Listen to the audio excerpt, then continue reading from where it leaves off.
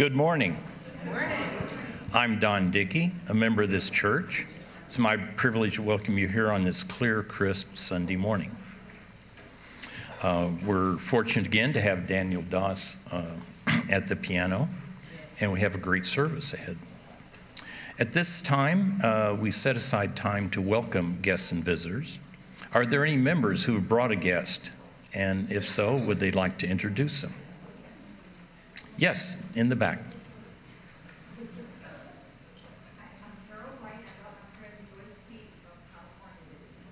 Welcome. Yes, Claudine.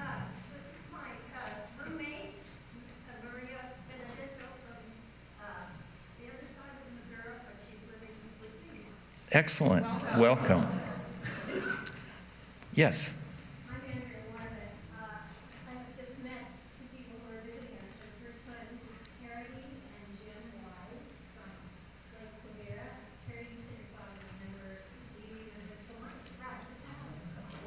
Welcome to.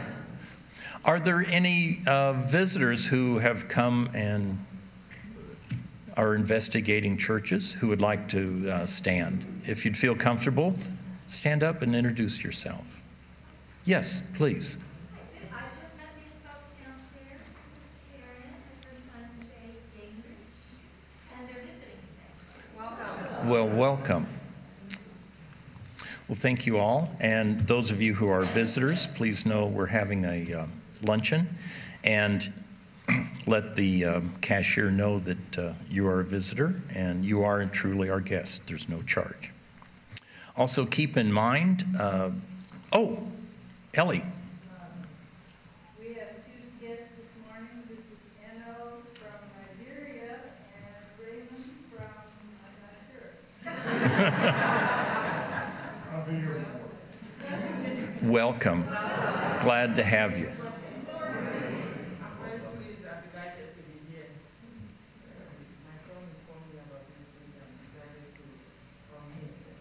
Excellent. Thank you so much for coming.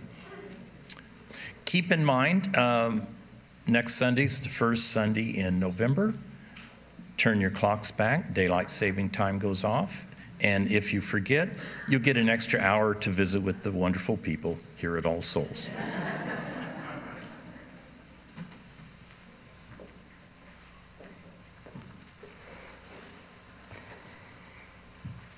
Good morning and welcome. Welcome to this place made by the minds and hearts and hands of so many who came before us.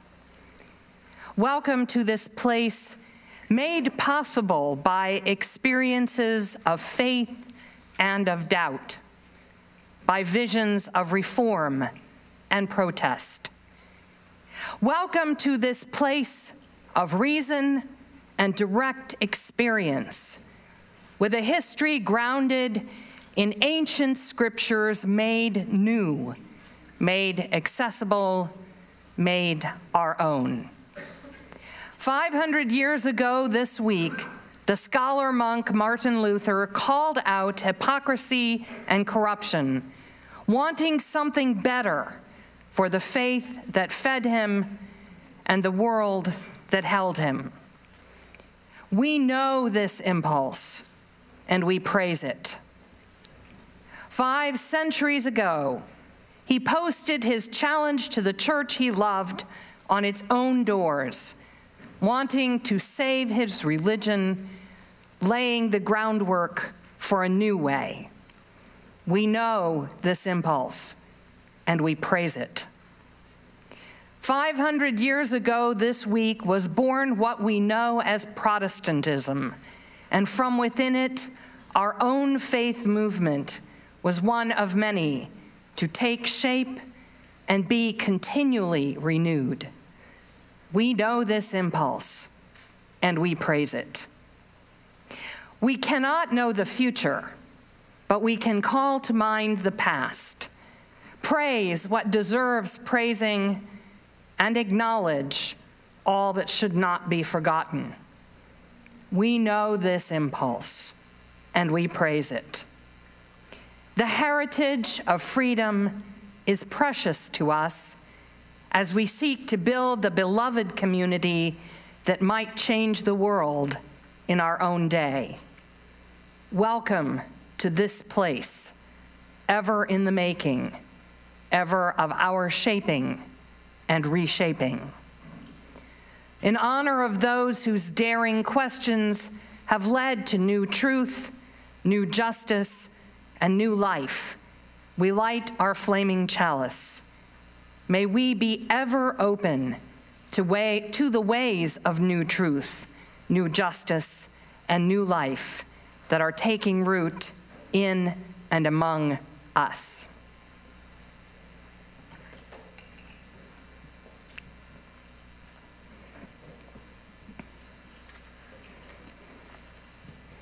Good morning. Morning.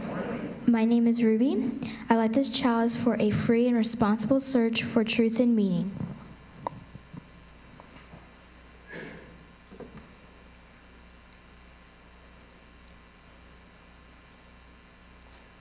Thank you, Ruby. Now I would invite us all to rise in body or spirit and join together in the words of Martin Luther, one of our classic hymns.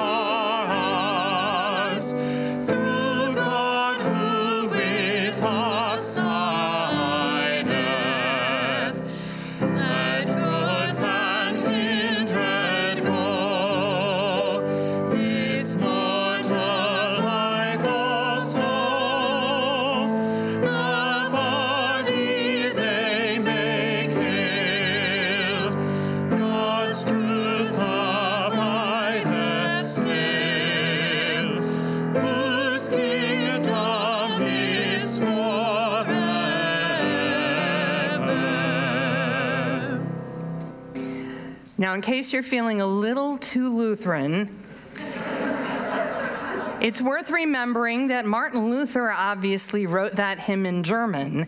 The translation into English was done by Frederick Henry Hedge, a Unitarian transcendentalist and scholar of German.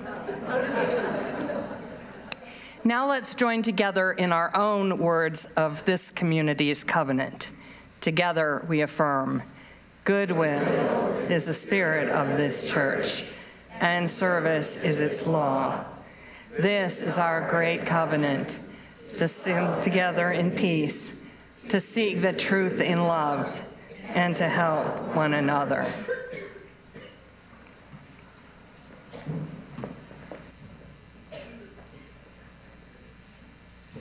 I'd like to visit with you children and teens this morning, so if you would all come forward and sit down on the floor, I have some things I want to share with you.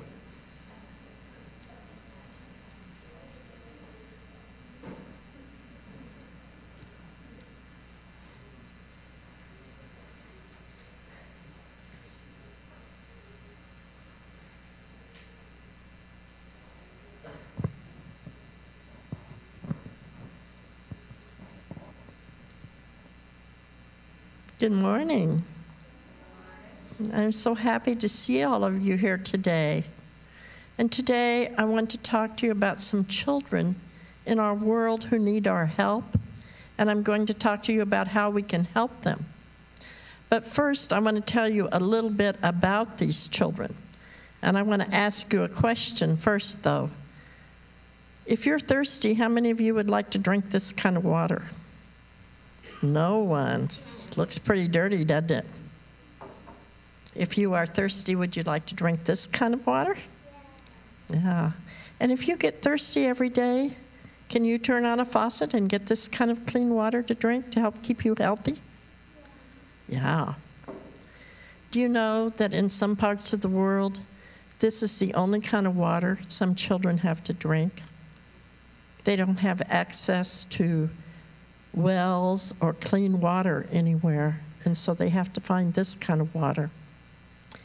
How many of you would like to help do something so that some of these children could get some clean water?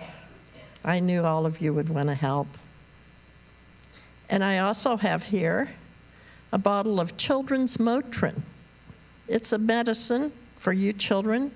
If you get a fever or the flu or a cold, can help make you feel better. How many of you have taken this kind of medicine or something like it when you're sick?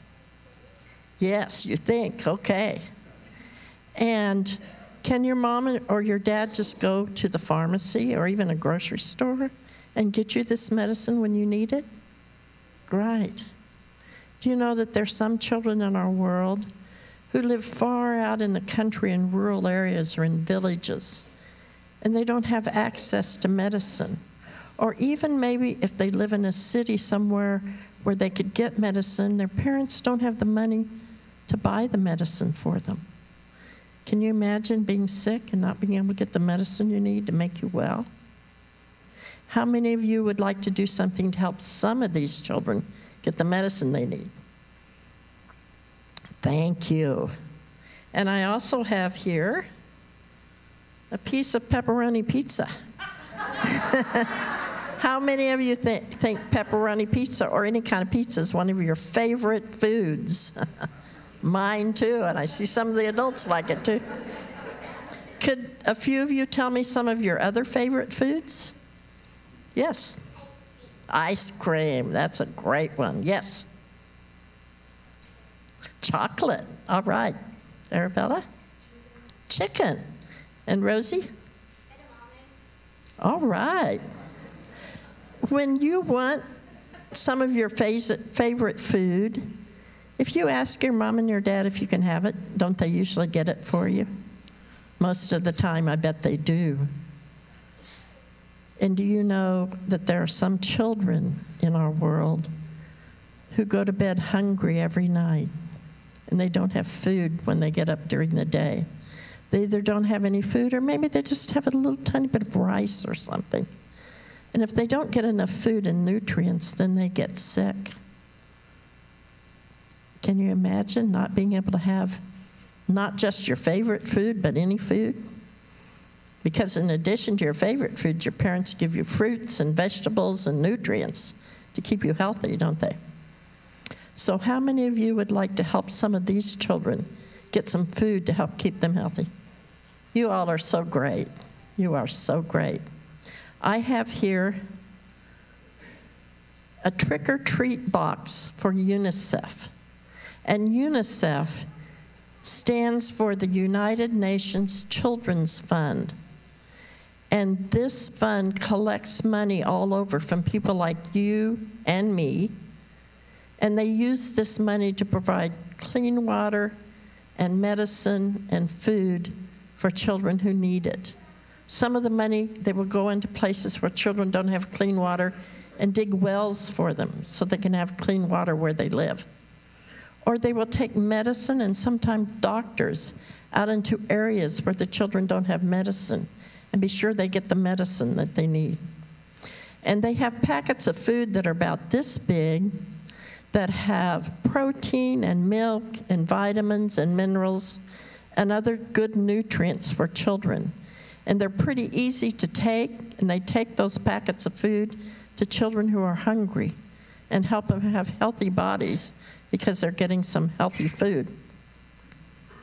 Sounds like a pretty good plan, doesn't it? Yeah. And here's how you can help.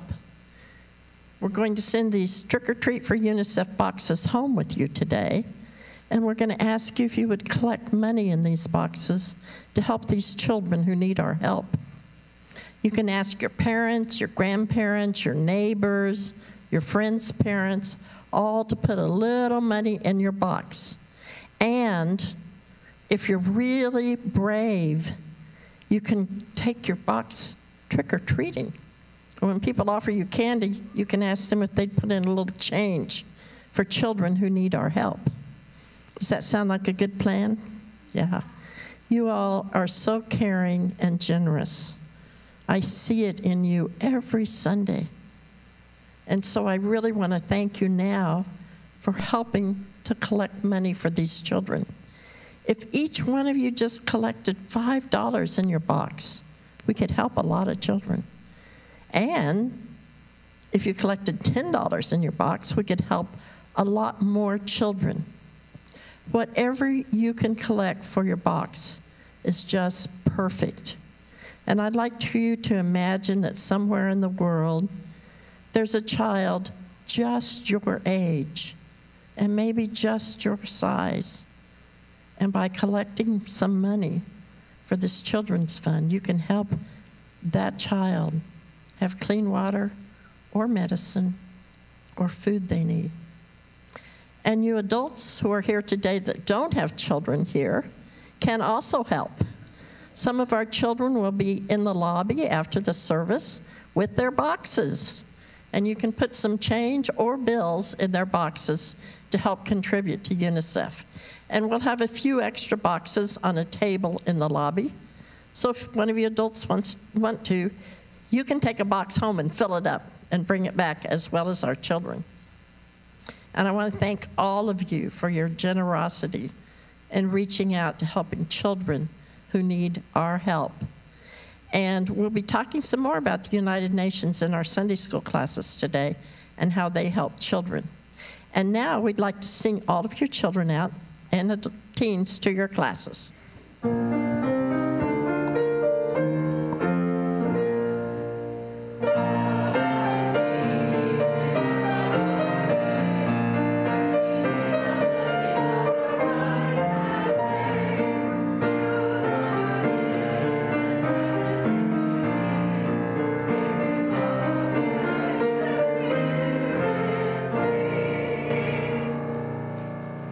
Good morning. My name is Jamie Kelsch, and I am a member of your Board of Trustees here at All Souls.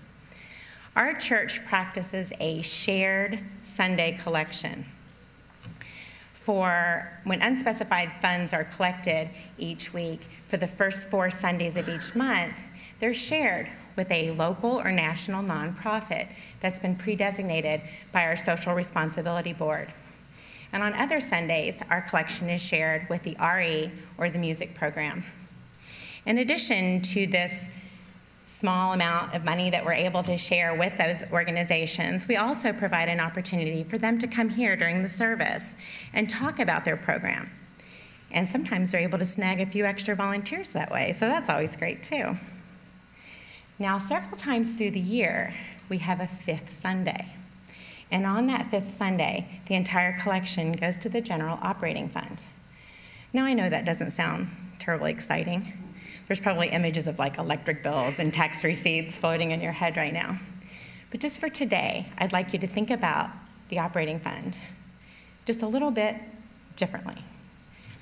When I think about an operating church, I think about the fact that I'm able to come here every week. I'm able to sit here, I learn things, I'm inspired, I'm challenged. And I think about the fact that I come here and I visit with my dear friends. And oftentimes I make new friends because this church is operating. And I think that we do such important work here. And we share this operating space with other organizations that are doing important work as well. And of course, we can't forget our wonderful staff, who day in and day out do the hard, hard work to keep this place operating. And we are so grateful for them. So today happens to be a 5th Sunday, of course. And so as we make that collection, I would just like for you to think just for a minute about all the wonderful things that are operating so well here at All Souls, and all those things that we'd like to see operating in the future. And I know that you will find them so worthy of your support. At this time, the collection will be gathered and so gratefully accepted. Thank you.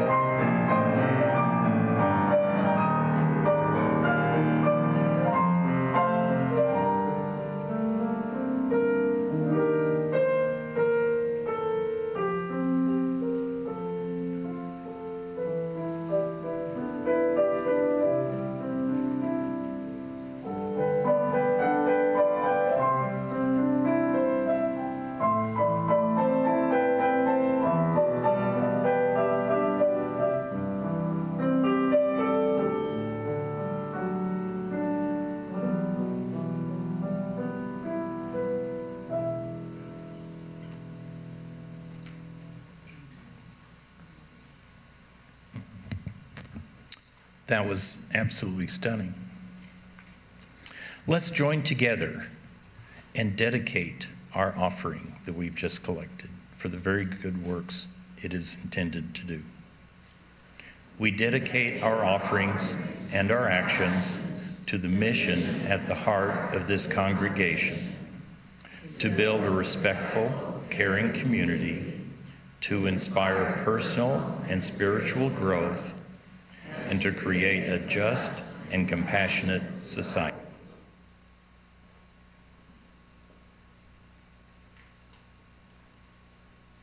So Luther, in one section of the 95 Theses, says, people are going to ask questions that we can't really answer about what we're doing with these indulgences, such as, why does not the Pope empty purgatory for the sake of holy love and the dire need of the souls that are there, if he redeems an infinite number of souls for the sake of miserable money with which to buy a church?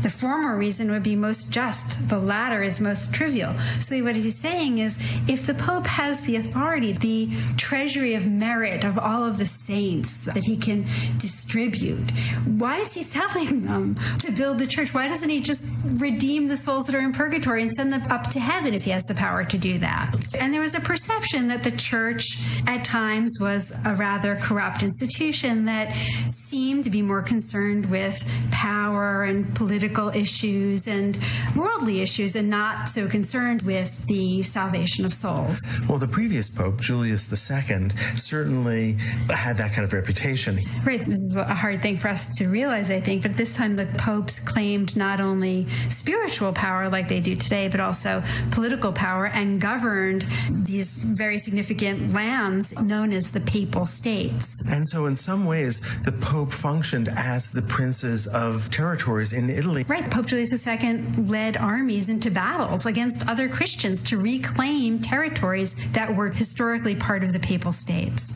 So this notion of a kind of corruption in Rome is infusing this entire discussion, this entire argument. So there had been other reformers before Luther who were not successful. For example, we could look to John Wycliffe in the 14th century. So in the 1300s, this Englishman had set about to translate the Bible into the vernacular, into the common language, into English. He organized the translation of the Bible into English. He translated much of it himself. Especially much of the New Testament. It was important to him that the Bible be available to people in their common language, that people could read it. If it's in Latin, essentially only the priests could read it. This is important for us because this idea of enabling the reading of the Bible was critical for Luther, and we'll get to that. Okay, so let's just step back for a moment and just remember that in Western Europe at this time, the vast majority of the population was illiterate, but those that could read would be reading in the vernacular, not Latin. And by vernacular, I mean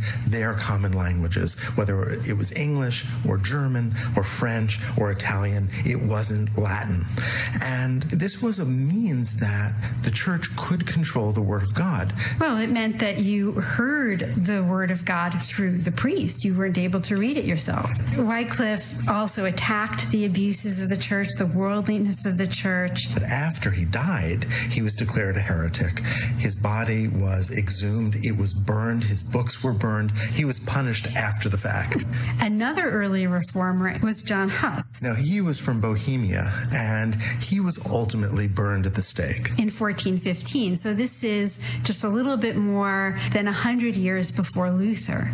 Now, those 95 Theses were posted in Latin, but people translated it without his authorization into German and then used the new technology of the printing press and distributed it widely. The printing press had been invented in the mid-15th century. Incredibly important invention for the spread of Protestant ideas. Well, think about what's happening here. Instead of the distribution network of the church, you have people acting on their own outside of that structure in their own language.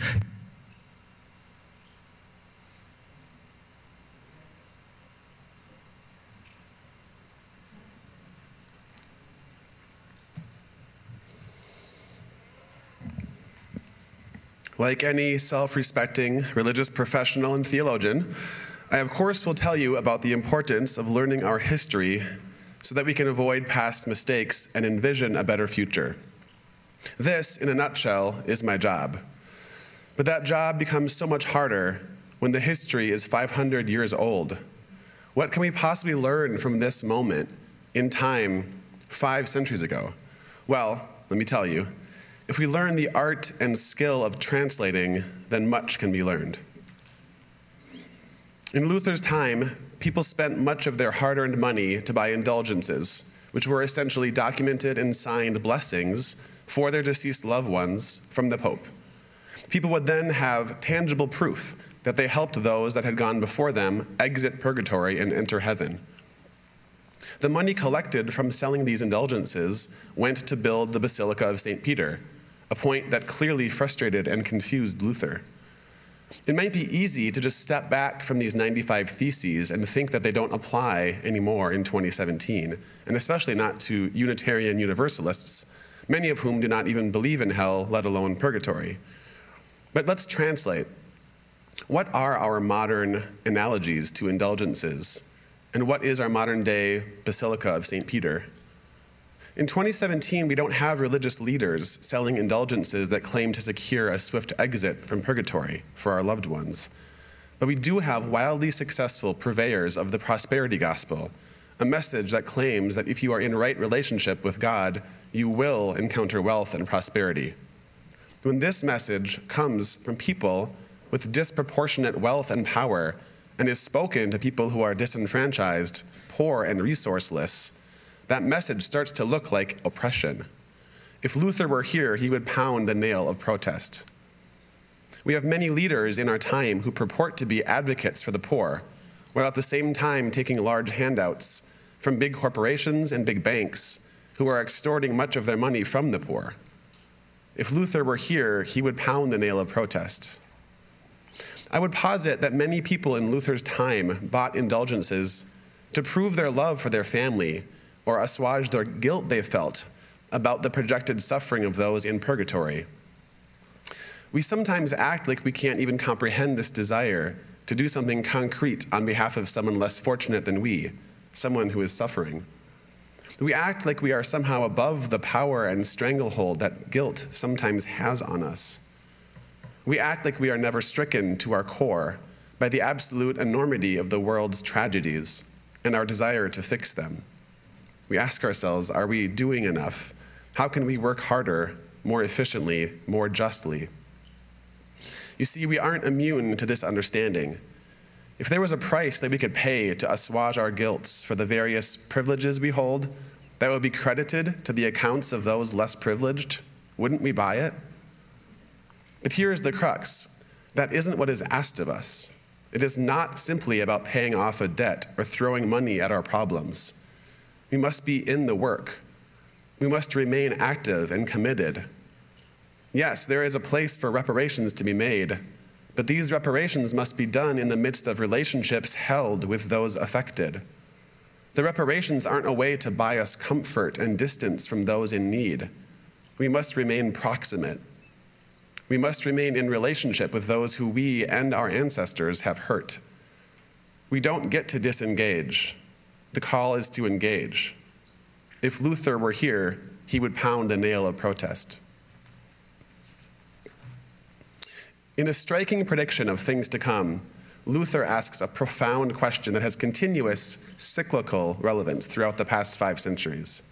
Namely, here's the quote, "Why does not the Pope, whose wealth is today greater than the wealth of the richest Crassus, build this one basilica of St. Peter with his own money, rather than with the money of poor believers?" How do we see this principle play out in history and even today? My first thought was about NFL stadiums, having come from Minneapolis, where the taxpayers built a stadium that is helping to make an incredibly wealthy man even wealthier. I also thought about our healthcare system, our banking system, pharmaceuticals. Our Basilica of St. Peter today may not be just one stunningly beautiful building, but rather it might be a whole system of power that ensures continued inequities. Or maybe it is a complex developmental structure claiming to help all that only helps some. If Luther were here, he would pound the nail of protest. If the Pope knew how horribly the indulgence preachers were treating the poor, for example, lying, saddling them with guilt, and extorting their money, Luther is claiming that the Pope should and would, quote, wish to give of his own money, even though he had to sell the Basilica of St. Peter. What does that mean in our current context? Regarding white supremacy and racial injustices in this country alone, I am learning about ways that time and time again, whenever communities of color have been building capital and power and beginning to get ahead, the prevailing powers would interrupt and disrupt that process. The list is long. Jim Crow laws, real estate racial covenants and redlining, interstate highways cutting communities in half, railroads being built to avoid towns with black leadership. What would it mean to sell the Basilica so that we could return the wealth and the resources to those from whom they were extracted in the first place? What would it look like to divest from the American dream, built as it is upon the backs of people of color and on a land that was stolen? If Luther were here, he would pound the nail of protest. And as Luther once said, "Here's where I stand."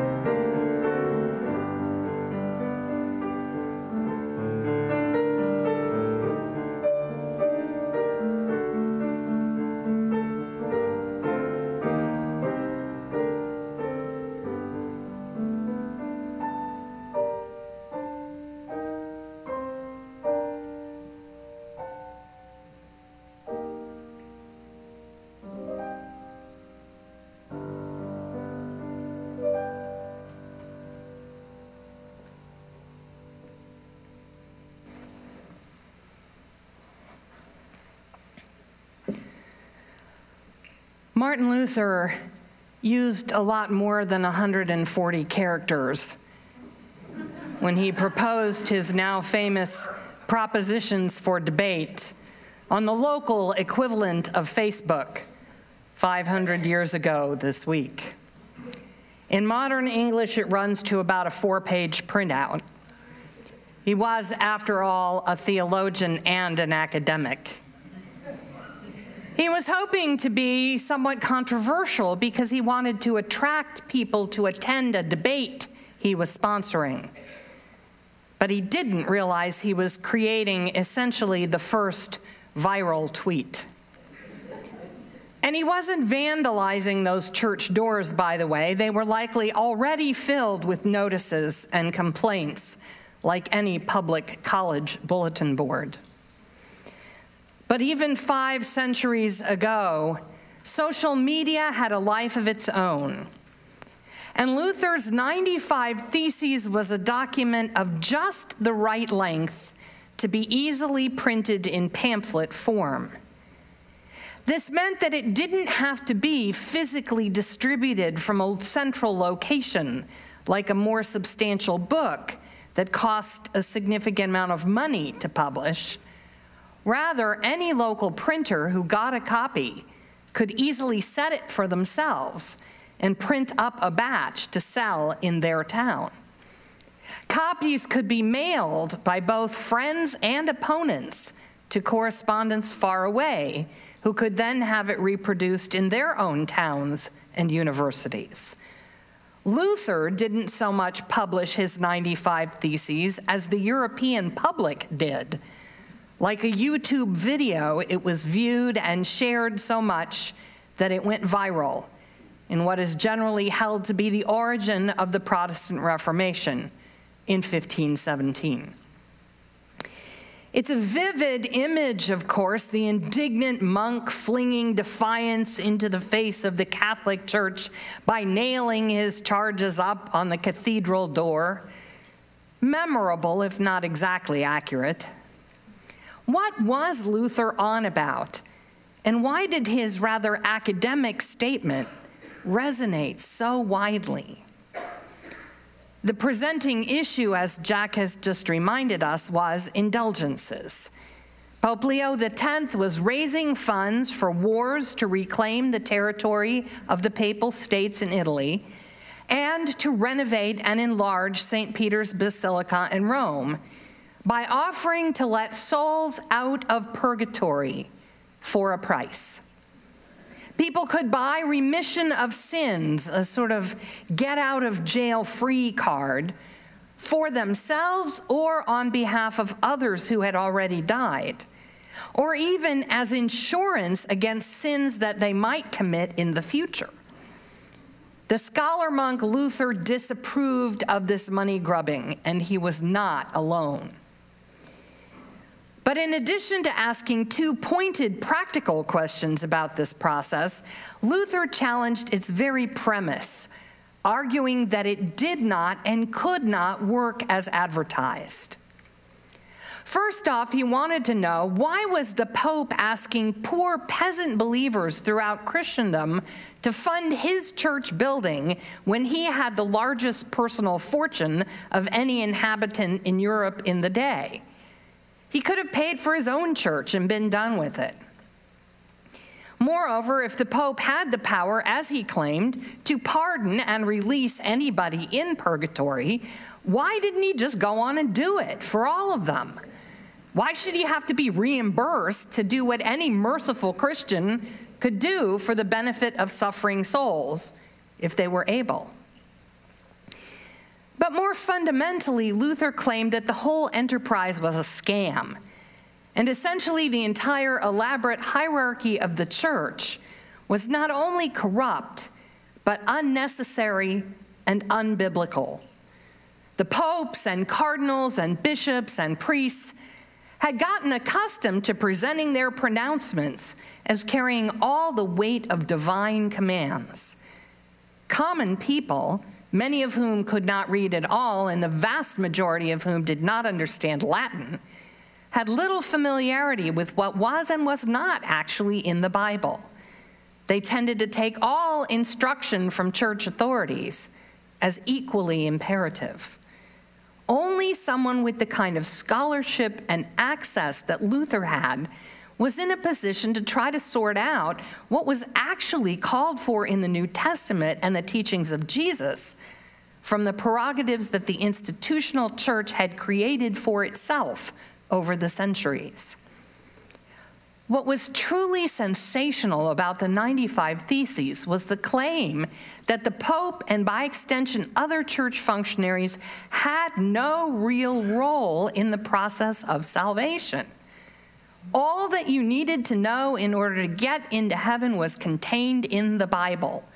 That is the substance of the famous phrase, sola scriptura. Nothing but the scriptures is necessary. And the scriptures, correctly understood, teach that you do not have to learn or achieve or accomplish anything to earn your way into heaven, but only trust and believe. Sola fides, only faith. It was these two claims that made Luther's argument a sensation across Europe. But it is worth remembering that the ground for that outpouring of interest and support had been cultivated for quite some time before this particular debate touched it off. As we saw in the video a few minutes ago, John Wycliffe in England had advocated and practiced the translation of Scripture into the language of the common people, in his case, English, so that every believer could have access to what it said for themselves. And Jan Hus, in the Czech-speaking territory of Bohemia, while himself burned at the stake in 1415, initiated a fairly successful proto-Reformation from the city of Prague, where his followers held off decades of invasions by papal armies, and 90% of the local population identified as Hussites a century later, at the time of Luther. Both of these earlier thinkers took issue with the church over the same problems that would trouble Luther: the corruption of the church hierarchy and its tendency to place barriers between the believer and God. There had also been a variety of efforts on the part of lay leaders across Europe to create small communities of spiritual practice and charitable work where the local Catholic institutions were particularly degraded or inaccessible. Such groups would spring up again in the wake of Luther's example, most especially among the Anabaptists, to whom we owe a significant share of the origins of our own faith. And this was the worst problem about Luther, as the Pope and his advocates came to realize. The particular challenges put forth in his debate propositions could be addressed or could be dismissed as theological nitpicking. But the idea that a believer was answerable only to their own conscience and their own understanding of God's requirements, rather than to the dictates of human religious authorities, was a solvent against which the structures of power had no defense. In the end, Luther is really not our guy for Unitarians or Universalists or free church liberals. He was a forerunner who helped to set the stage for Michael Servetus and King John Sigismund and others who have a closer association with religious liberty and freedom of conscience as we understand it today. It wasn't Luther himself who coined the phrase Semper Reformanda, meaning that the true church is always in the process of being reformed, because it is necessarily a flawed human institution imperfectly reflecting the truth and will of God. That line didn't even gain currency until a century or so after his death. But just as he authored a document that spread far beyond his own reach or anything he ever intended with his 95 Theses, so Martin Luther offered an example, not just of reform, but also of protest, that had a far greater influence than he would understand, even in his own lifetime. Never a particularly patient temper at any time, Luther seems to have gotten even crabbier as he got older. It's one thing to denounce the failings of a multinational corporation like the Roman Catholic Church. It's something else to try to build an alternative institution that will make everyone from princes to peasants happy. While he sympathized with the urban poor who were being fleeced by the indulgence con to support the pretensions of the Pope, Luther took a dim view of armed peasants rebelling against their rulers in the quest of greater political rights, and he supported the brutal suppression of such revolts. Early on, he criticized the Catholic Church for not doing enough to make Christianity attractive to Jews and to convert and welcome them. But later, as he found the church under his own leadership equally ineffective at their conversion, Luther denounced Judaism in obnoxious terms and recommended that secular rulers should outlaw and persecute all Jews. Like I said, he's not really our guy. And his vision of a structure for the temporal church here on earth was not all that different from the Catholicism he opposed, with the exception of eliminating the Pope as ultimate authority. And yet we would not be here today, at least not in this particular format, if it weren't for Luther. Without his entirely realizing it, he gave Western Christianity the ideal of a church not just reformata, once reformed at a particular moment from some specific error, but Reformanda, perpetually in the process of being reformed over and over again. The church whose nature is to be inherently liable to improvement, just as an individual is always capable of spiritual growth, right up until the very moment of death. I also find Luther a potent object lesson on the principle that it is far easier to point out the defects of an existing system than it is to design a new structure that eliminates those flaws. There is something in that principle of Semper Reformanda, though, that also hints at democracy and the power of each new generation to bring its own ethical insight and wisdom to bear on the institutions that it has received from the past. The individual believer has a responsibility not just to follow instructions from the church as they find it at any given moment in history, but also to examine it and evaluate the extent to which it is congruent with the best available wisdom. For Luther, that would have been Scripture. What he wanted was a more biblical church in accordance with the New Testament. In our time, we look for a church that upholds and conforms to the demands of justice and right relationship as we perceive them. None of us here today expects our churches to be what they were 50 years ago, nor yet what they will be 50 years hence. In this, if nothing else, we are followers of Luther's teaching and example. But I think this is true in one other dimension as well. We are also sympathetic to Luther's contention that the shape of the institutional church matters.